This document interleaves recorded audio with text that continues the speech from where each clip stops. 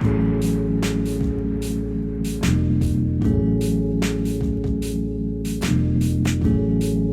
everybody, welcome to a very special episode of Ice Cave Radio. We're kind of foregoing the usual stuff, the cave pull, the mailbag, and all that, because we have a lot to focus on with this. That's right, it's a Legends of the Force. It'll be in focus on the other camera, don't worry. There we go, Legends of the Force pre-release pack, part of a kit that Fantasy Flight Games was kind enough to send us. And so we'll do what we always do, where we go through, we open the kit right on the show with you, and we go through it, talk through what leader we would pick, and build the deck. And so as we all get ready to go to our pre-releases next week, Charmer, this is always such a fun exercise to sort of like talk through the mindset behind building a pre-release deck. A lot of people say this episode helps them more than any other one we do, so I'm glad to get to do another one. I am a limited fiend. I say it all the time. I love... I'm psychotic enough that I love sealed events. I know most people, when they say limited is their thing, they really mean draft. And don't get me wrong, I love draft too, but I even enjoy sealed. I like any time where the game forces me to either use cards that I had not considered before or just stretch my brain in a new way. And so all of the limited formats are great for that. So I'm really excited to do another one of these episodes. Yeah, it's going to be a ton of fun. And I say let's just get into it without any further ado.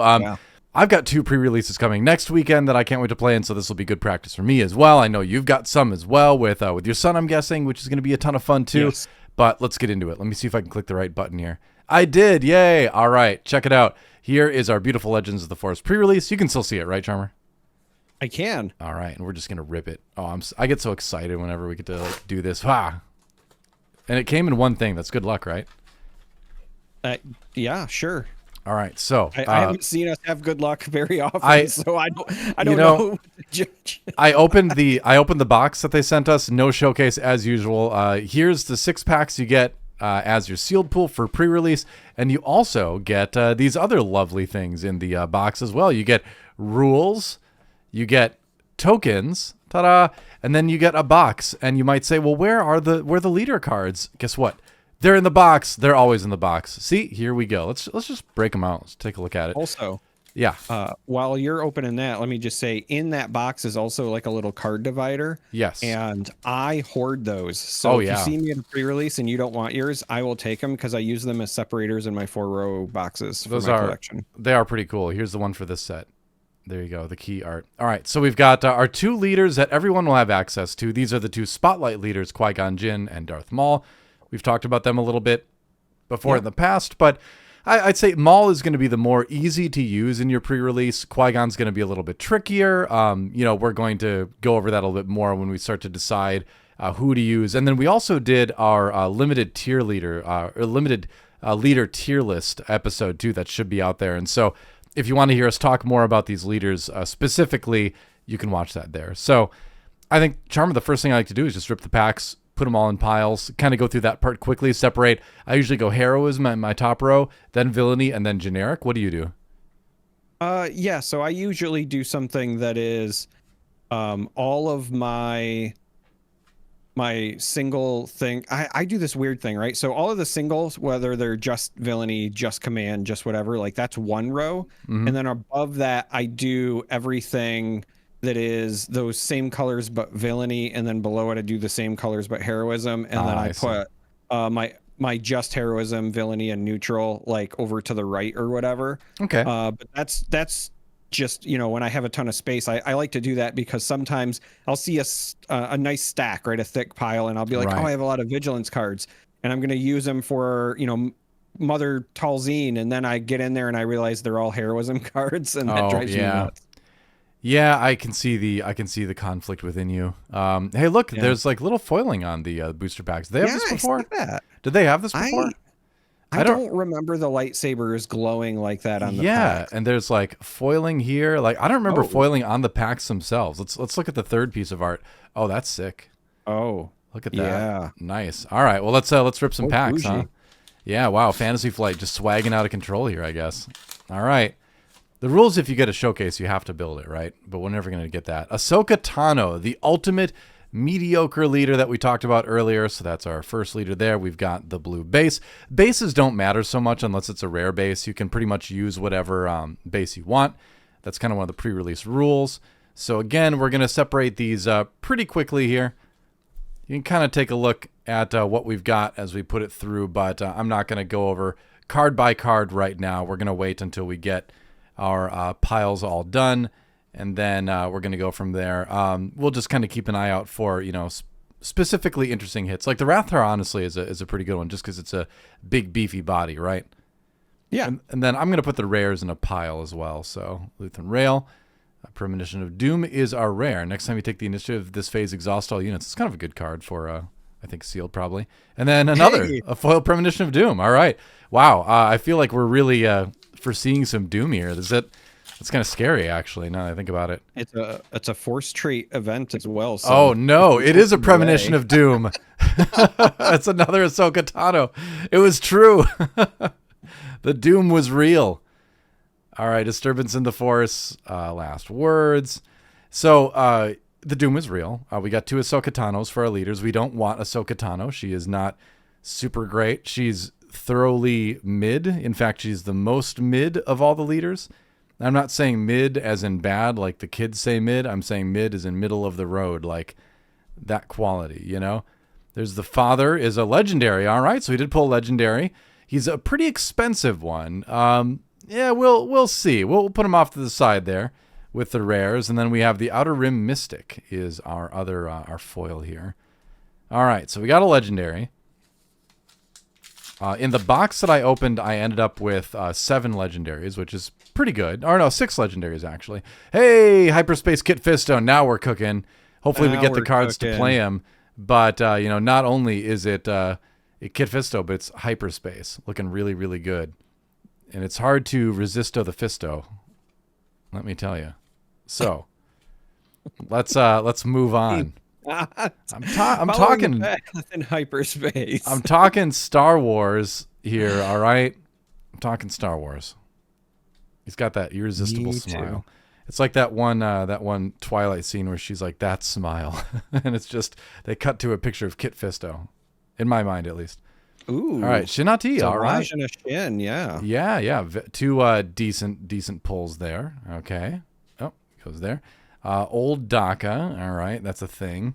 Sifo Diaz. I don't think he's going to be a super helpful rare, but he is overcosted for his stats, so there is that. Chirrut Imwe. All right, another Sentinel there. He can be a very annoying Sentinel, so that's one to kind of keep in mind. All right, we're halfway through. He's pretty good in limited, to be honest. I agree. We're halfway through our packs here.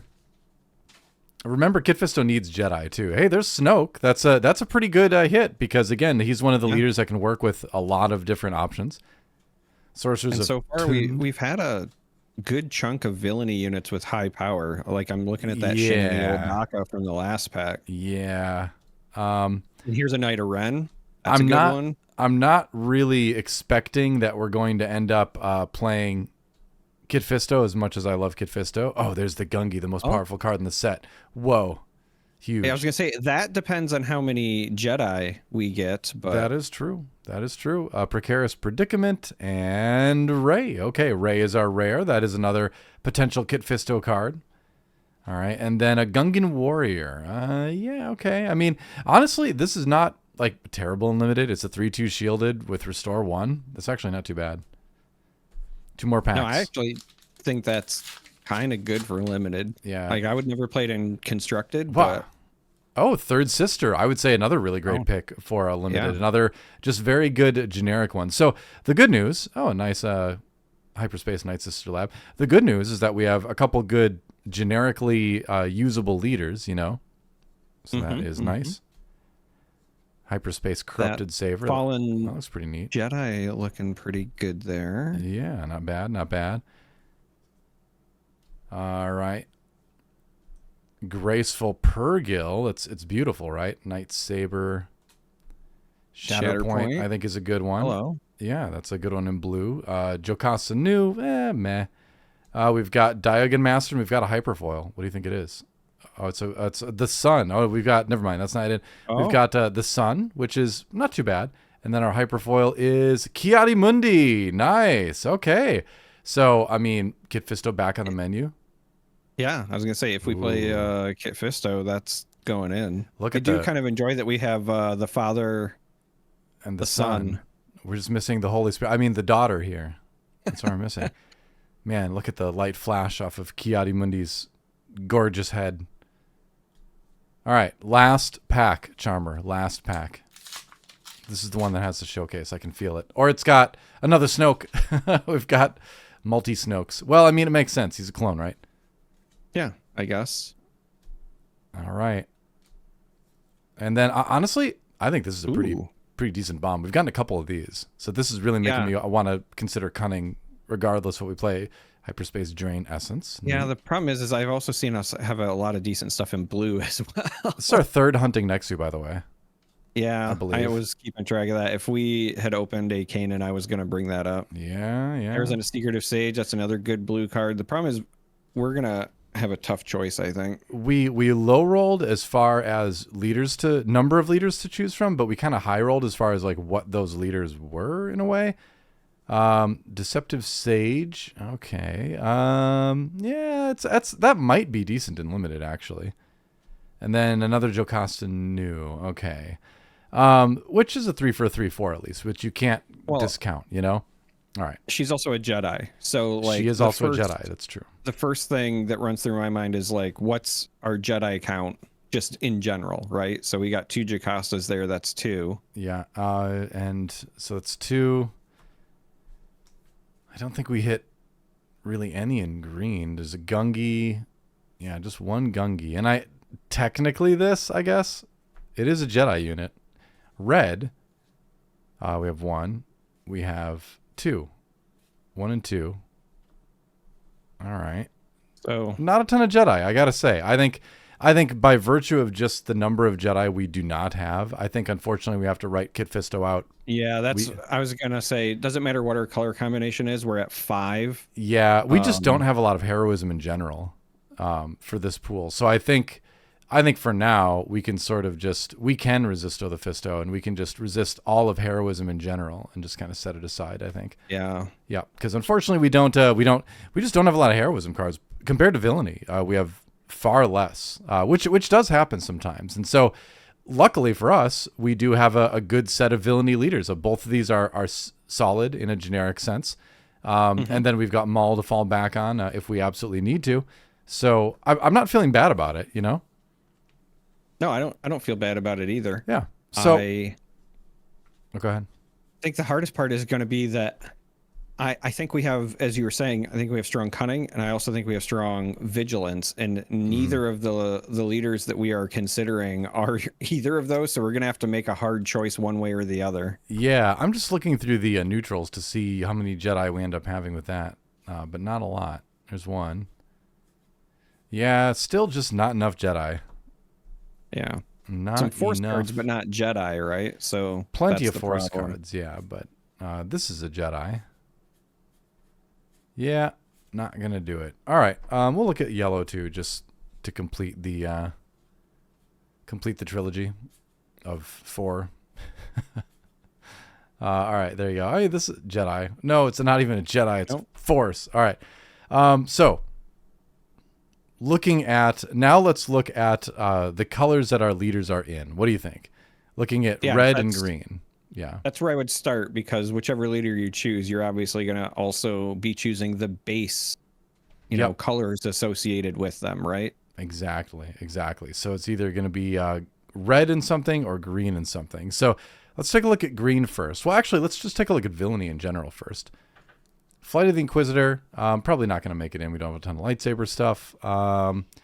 This is relevant because we do have a third sister. Interesting.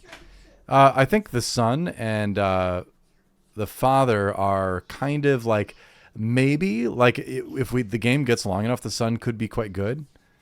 I think the son is fine. A 7-drop that's just like an 8/8 is, I think, still playable, because like worst case scenario, you just resource it. I agree. So I think we have a pretty good set of villainy only cards at least. All right. As far as green goes, we have 1. We have a Knight of Ren, which is not bad. 3 for a 4/4. Good value there. For red, we have only 2 cards. So we have Thralls of the Coven and Savage Oppress, my bad. So the nice thing is being able to give Savage Opress hidden is actually kind of relevant because it keeps him from just getting, blown up, and then keeps you from having to have the force twice when he gets played, basically, Right. So I kind of think he really benefits from hidden. So something to consider. Looking at villainy in our other colors. It's funny, we got a lot of neutral stuff, not a lot of everything else. I do think Talzin's Assassin is a pretty great just card in any sort of villainy limited list right now. What do you think? I think it's good. To be able to get a 4/4/4/4 and then use the force to give something -3/3 has that like kind of strong Hello There-esque event ability built in. Old Daka. Let's see. Yeah, we don't have enough night stuff for that to really be relevant. This is just a perfectly fine thing in the air. I think I'd put that in there. And then what do you mean? I like that. Old Daka, we have. Oh, she's 5 for a 6/6. Never mind. Yeah. I was gonna say we have a great one behind her, but also she's still 5 for a 6/6. Yeah, I didn't realize your stats were that good. That's a good point. We haven't looked at our rares too. Sometimes we forget. We have Rey. Still not enough Jedis, of course. 2 Premonition of Doom. Yeah, that's for sure. And then we have some big bodies in the end of it, and we have this, which is thoroughly okay. All right. So who do you want to play? I think this is actually the toughest. I would say this is the toughest choice we've had yet, building a pre-release deck. So I would still say I would want to see what we have in this. Just green and just red. Yeah. To see what the rest of the choice is. Right. When choosing, right? So. Mm-hmm. I mean, hunting Nexu, very legit with hidden. Marin.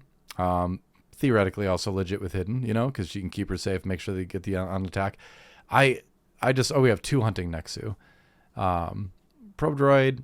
Yeah, I mean, having a little bit of upgrade hate is probably good because there's so many lightsabers in the set. So that's something to think about.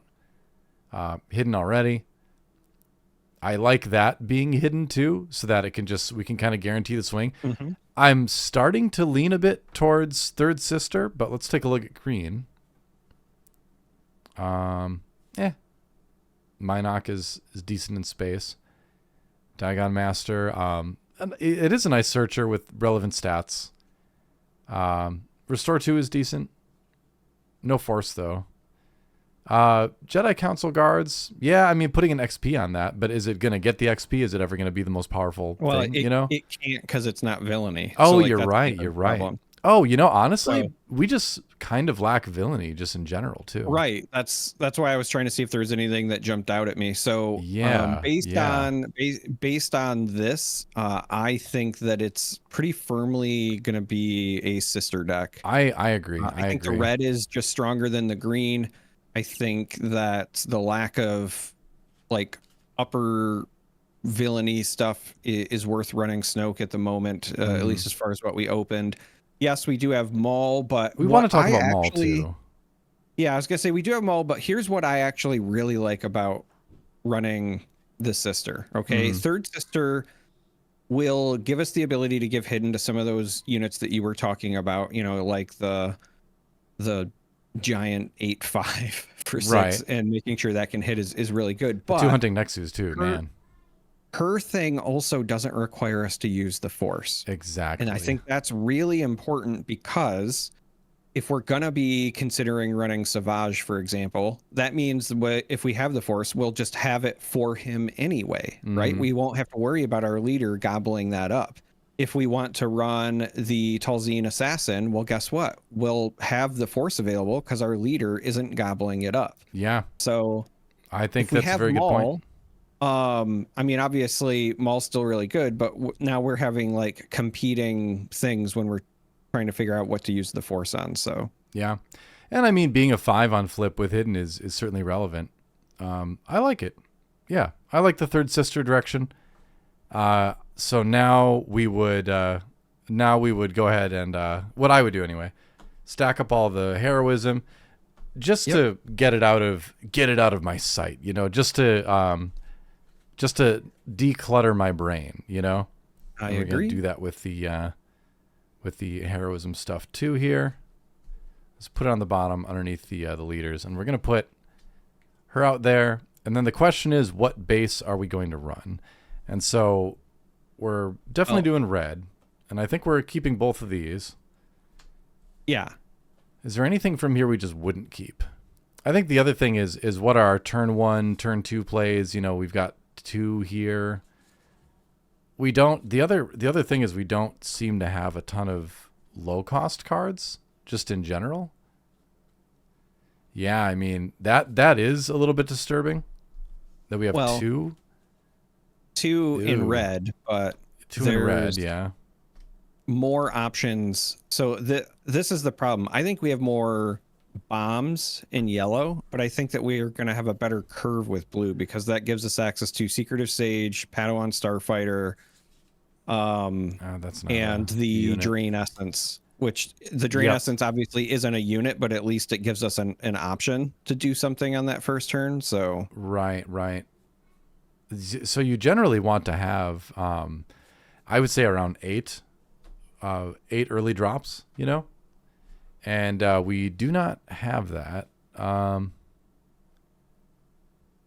Yeah, I mean, there's some pretty good stuff in yellow too. Yeah, let's just say we have, I think, good stuff in yellow.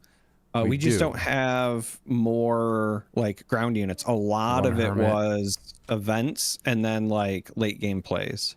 Yeah. So you have the Hermit, and then there was another 2-drop in the rares. Right. It's as well. That was the Deceptive Shades. Yeah. Let's just go ahead and do this.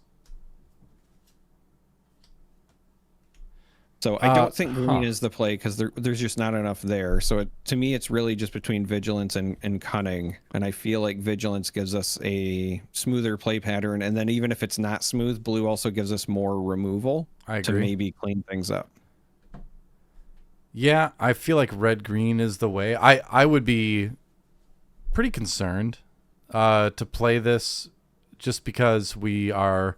Well, I mean, yeah, we are lacking 1-drops. Here's another one. All right, so we've got, if we just move this stuff aside, let's look at that. We've got 1, and we've got, let's see, 2, 3.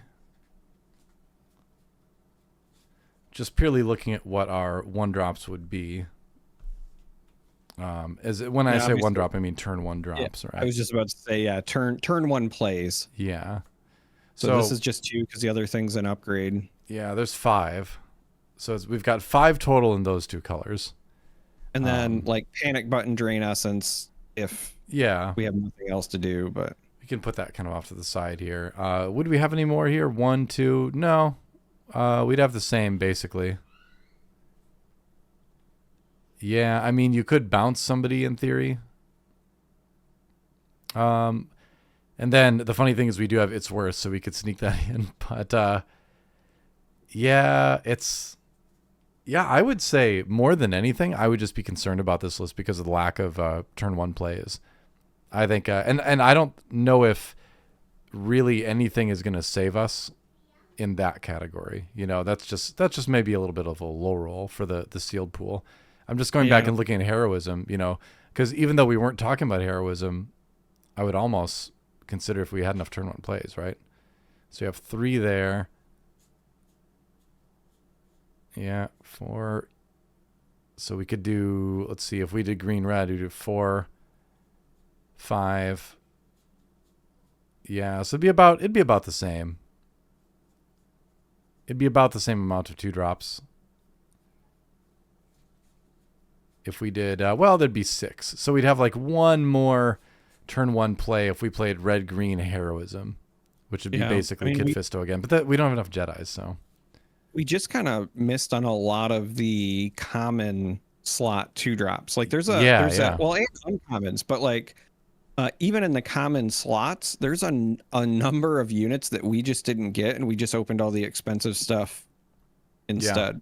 Yeah. I think in this list, you know, I would still probably play Third Sister because we have less units, so you need more mileage out of it. So hidden might be even more valuable there. But I would just really, you'll just have to plan on hard mulliganing a lot, you know? Yeah. Well, and actually, it's funny, you know, you're saying So here's the thing. I agree on the hard mulligan part, but Third Sister, I think, actually becomes the only choice, because if we're gonna be short on turn one plays, regardless of what we do, you have to assume, all right, well, I might start the game behind. So what do I do to get back into the game? Well, I play my stuff hidden, and then they don't just die to whatever my opponent developed on the board already. Yeah, so like exactly. that's how you figure yourself out. Like, I don't know that any of the other leaders would allow you to play from behind if you fall. Well, the other part too is you need a leader that deploys on 5 minimum then too.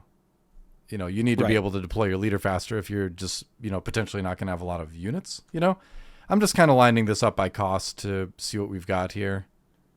Yeah, I think that makes sense. 5, 6 there. 4 is really going to be kind of the sweet spot here. Space and ground, I'm not too concerned about the difference between the two of those things, It is semi-relevant, but this is it's a very ground-focused. I was going to say, the good news is once we get to 4 and 5, like those Purgles have Sentinel, Mr. Imwe has Sentinel, even Marin as a 3-drop, like when she starts swinging, might be able to take out units. So it's not the end of the world. I mean, we have a good amount of ways to stabilize. Yeah, we have a good amount of 3-drops, and we're gonna have to make some cuts. I would say we're gonna have to make some cuts. I would say in the top end here.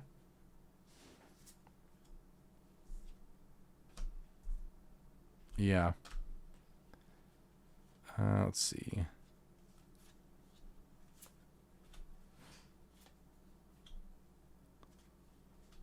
Yeah, I mean, for the top end, like, for example, as cool as he potentially is, I just don't think we have enough force outlets, especially because our leader doesn't use the force. So I don't think we need to run the father, because at that point he's really just like an 8 cost 5/10, for example. Pretty much. We could try. Whereas the sun at least, again, because we're not potentially using the force a lot, is just going to be a big unit, right? Right. Just putting out the 5s here. And the 2 7s and the 6s. Okay. So, let's do a little bit of counting here. So we have 1, 2, 3, 4, 5, 6, 7, 8, 9, 10, 11, 12, 13, 14, 15, 16, 17, 18, 19, 20, 21, 22, 23, 24. Yeah, so we can definitely cut a little bit of this. Because I figure out of 30 cards, you want maybe like 21, 22 units. Probably, I would say like 22 is a good amount. 8 events and upgrades combined. What do you think? What's your usual ratio? I like 2 to 1 units to events minimum. Yeah, I mean, 20 is my like absolute minimum, unless my pool just doesn't allow me to run that. Yeah. But I tend to really just value units in general in limited, because they're very rarely for sure useless. The kinds of events I like to run are things that I just know are going to have an impact when I need them to have an impact, right? So removal stuff, pseudo removal or tempo plays, right? So like things that exhaust or whatever. I usually don't play a ton of upgrades unless they just do something really versatile or like potentially game breaking. Last set was a bit of an anomaly because we had pilots, so that kind of automatically made them versatile. One thing I think stylistically with this deck is we have to really be aggressive and just be okay taking damage early. And then once our big units start to come out of hidden and start swinging, make it a big enough swing that they have to respond, And I think we've got big enough stuff to be scary in that way, Yeah. I think, this is a deck where we're going to potentially fall behind a little early. And then once we get a Rathtar to swing for 8, right, we're catching up. You know what I mean? Yeah. Yeah. I like all of these. I think this is especially fun in theory because it's got Saboteur and it can just start growing, It's almost guaranteed to get one swing between Hidden and Saboteur. And then Yes. it would, so you're almost guaranteed to be playing a 5/5 for 5, right? You're only going to be hitting for 4 that first hit, right? But that's pretty good.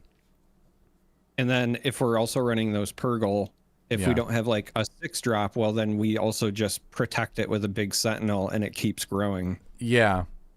So what of these can we cut? Let's see. This is, I think on the bubble it's okay. This one might be useful.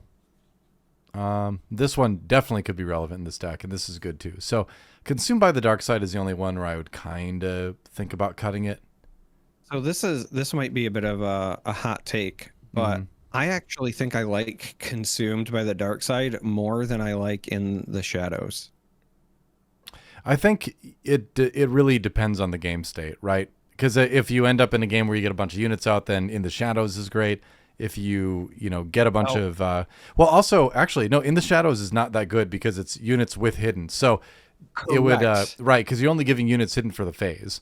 So a lot of them will only have it for that one phase anyway. So you're right. Right, that's a good point. I was going to say our upside is we play a unit with the Third Sister ability or whatever, and then when we deploy Third Sister, she has hidden, so you have 2. Yeah. That's probably ceiling. But the thing about Consumed by the Dark Side is that it is, it's obviously not as good as like Surprise Strike, right? Don't confuse this by any stretch, but it does represent more damage, right? So if we play something that's hidden and then our opponent leaves it alone or whatever, and we deal it some damage, but we also make it bigger, well, it's going to swing for more next turn.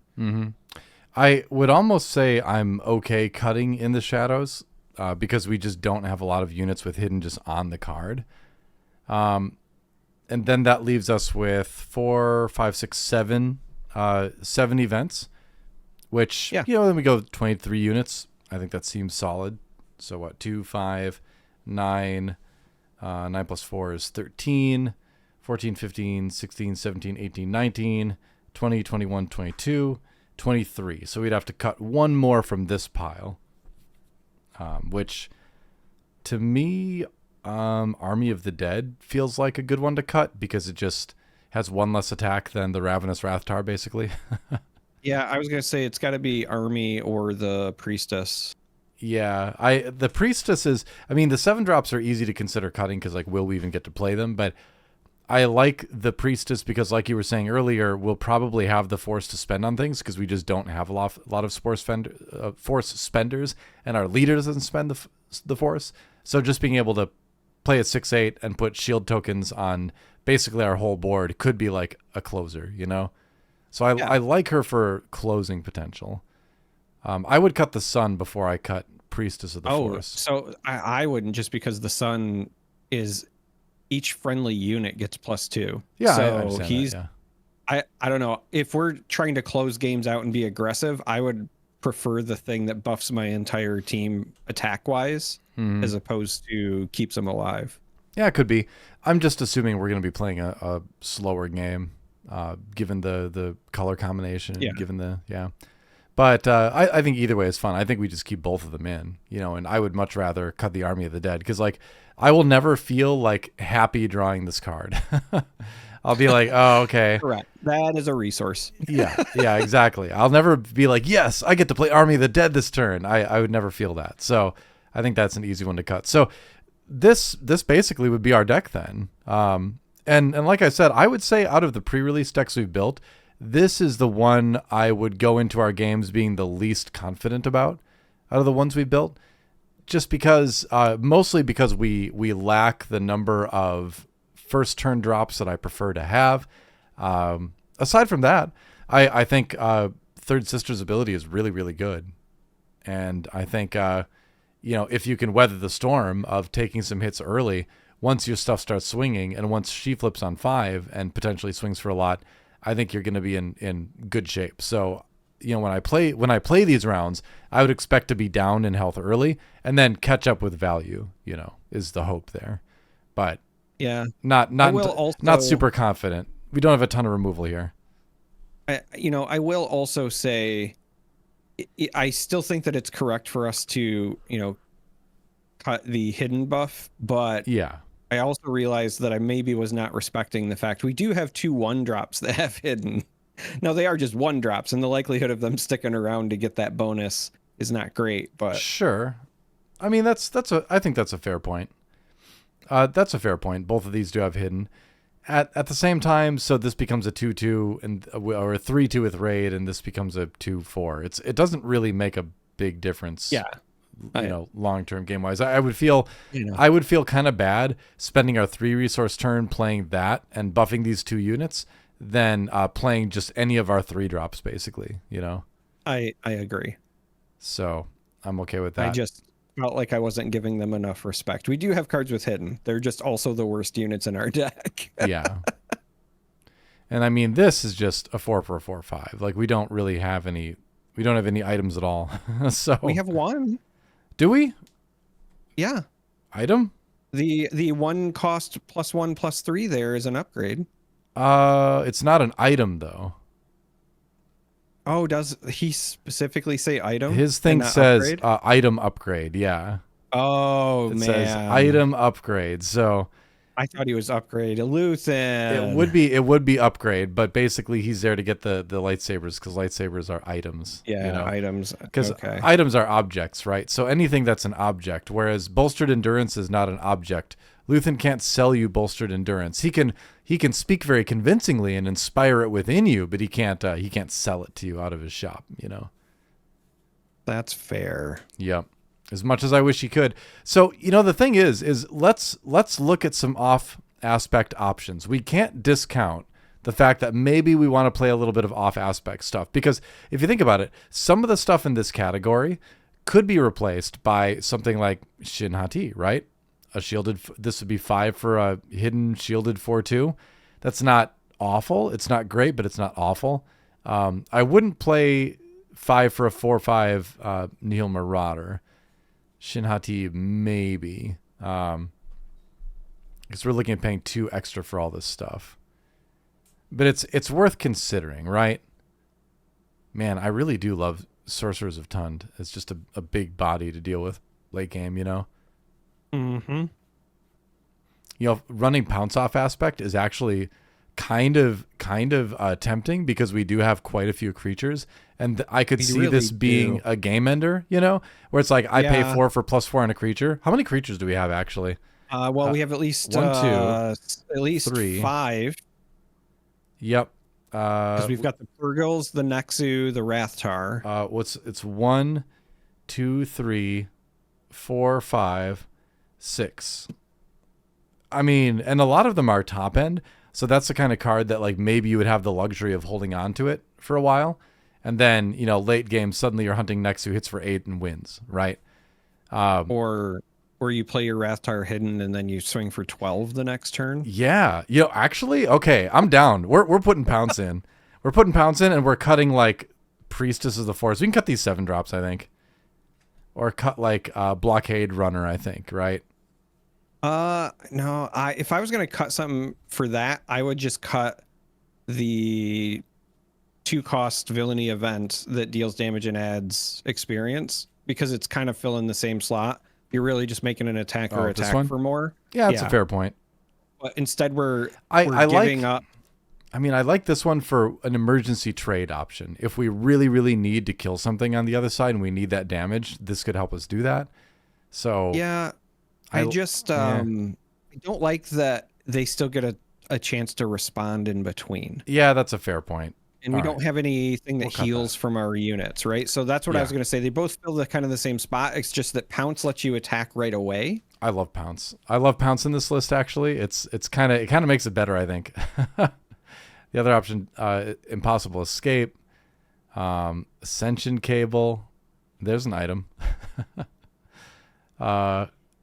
Yeah, I don't know if we really need that too much. I mean, it would be kind of funny if our opponent had big Sentinels and we, then we play the Ascension Cable for 4 and then get to swing through it with one of our big creatures. Like that's another potential late game finisher kind of thing, Right. I don't think it's good enough, but it's really a shame that we didn't open like a Barris Offie. Yeah, that is kind of funny. And the thing is, these heroism only units, these are only +2, right? So these are things you can think about running too. If you really want to run your Gungan warrior in there. Let's see. Not these, not Gungi. I kind of want to run Gungi just because he's Gungi. Yeah, but we can't pay for Gungi. Gungi's well, 6 with this. All right, hear me out. 6. Another one to consider would be Mr. Mundi here. Yeah, Ki-Adi-Mundi, 6 for a 4/4 to draw 2 cards in limited. That's actually not terrible. We'll put him as a maybe. What if we put a bunch of off-aspect lightsabers in there to grab with Luthen Rail, Jedi Knight? Not worth it, I would say. No, none of this. None of this. Rey, nah. Let's see. But what the point of this is that it's important to look at off-aspect options, because I think we actually legit found some good ones, you know? Yeah, I mean, I think that the Pounce is definitely worth running. That's kind of hilarious, too. I don't think this is as good as a Pounce. I don't think I would run this, because it assumes that you have multiple creatures out. And again, they can still respond in between, whereas I just, if we have hidden and we have a Rathtar and we have the option to like play Rathtar hidden, take initiative, and then open next turn by swinging for 12, that is a big deal when everyone's on 28 health bases. I do like Ki-Adi-Mundi though, you know? What would you cut for Ki-Adi-Mundi? If I was going to be running him, probably the Priestess. But that's just my preference. It would be one of the 7-drops. So if you're watching this and you prefer Priestess over the Sun, then you can make that swap or whatever. I just do that. Yeah, I'm fine with that. Because I think they're both, you know, fairly decent in their own way, but the Sun can be more of a closer. But I like that. Yeah. Okay. I'm glad we did that. We got 2 good off-aspect options, didn't we?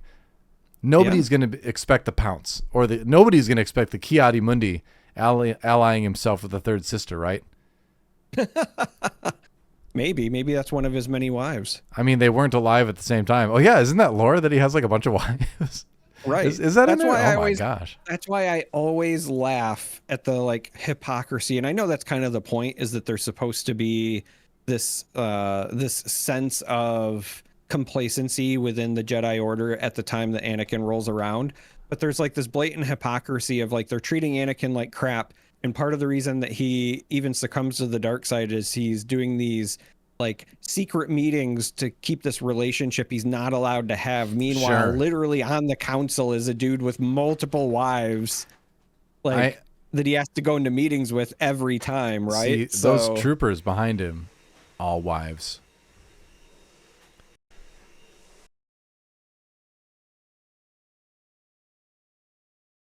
Oh man.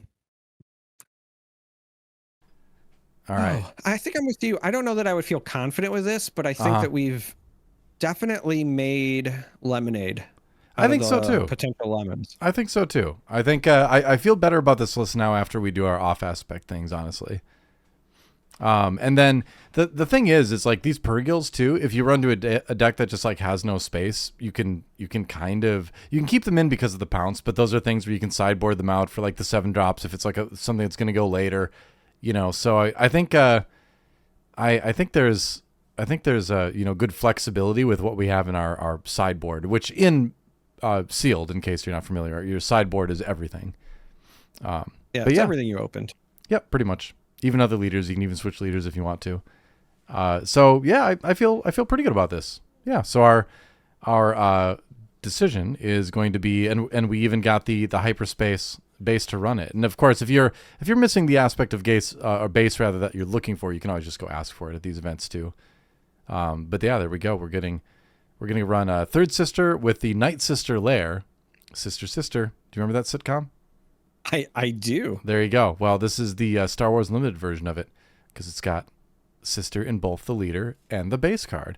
And then, like I said, our big weakness, in my opinion, is that we only have 5, sort of 6 if you count Drain Essence, turn 1 plays. which is not great. It's pretty bad in limited, honestly. But if we can get through that without taking a lot of damage, if our opponent has a slow start as well, then I think we start to really drop the power, right? Yeah. And this, hidden will allow us to attack with things. Aggressive mulligan, right? Like, cannot say that enough. You don't see a turn 1 play, just mulligan. Yep. Full stop. That's right. Yeah.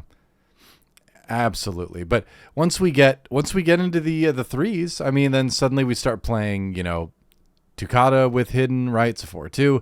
Marin with hidden, she can, if you have a lot of cards in your hand, she can do some damage on board. That's kind of meh.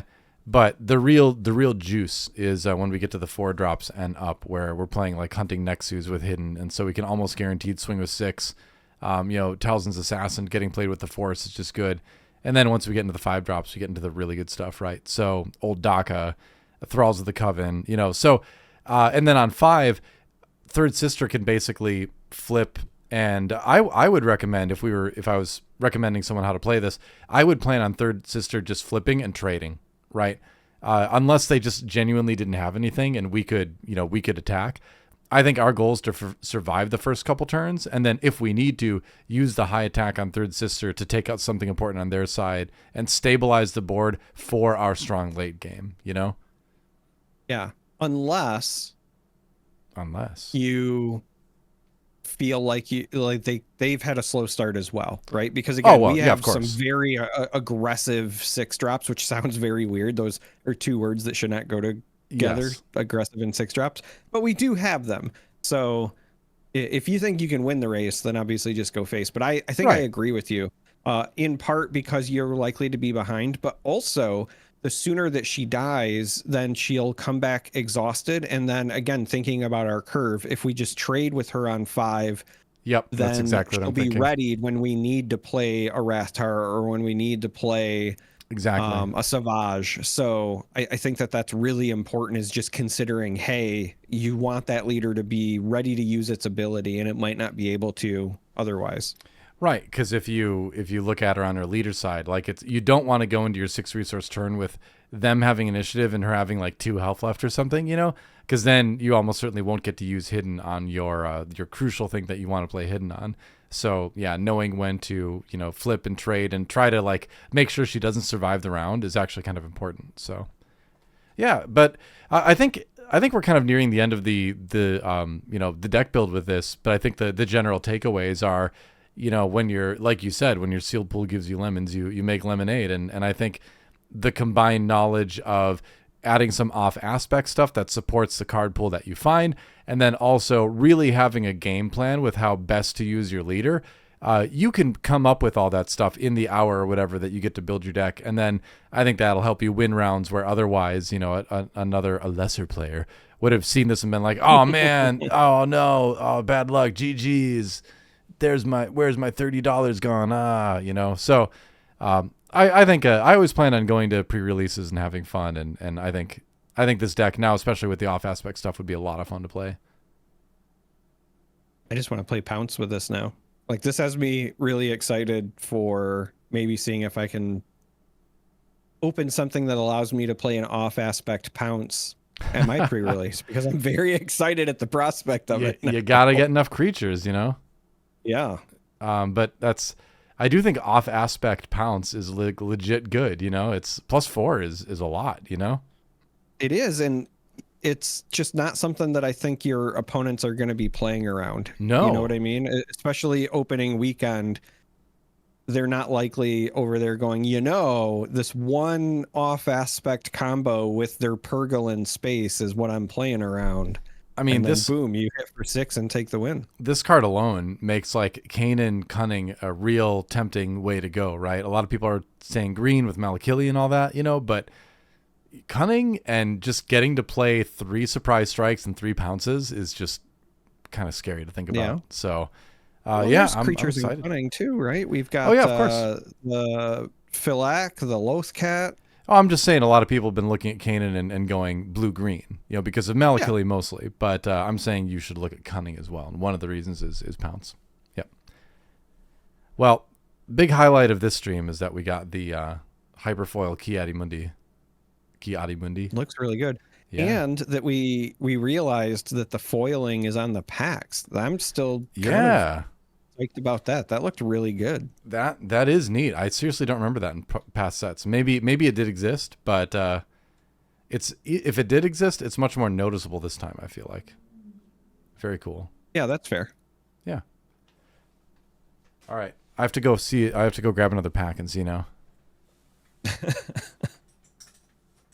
Well, guess we'll find out. We'll wait with bated breath. I don't have any packs in front of me.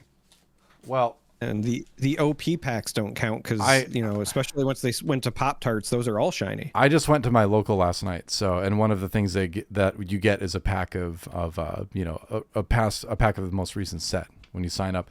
So I'll ask you this: for Final Jeopardy, did the previous packs have foiling elements on them? Yes or no? I'm still gonna say no. I think I'm wrong, but I'm going to say no. Charmer says no. Well, hold on. Let me think. Oh. I might be revising. I don't know, because the most recent stuff I opened was a Carbonite thing, and I think the Carbonite packs had it. Well, that's Carbonite, though. Right.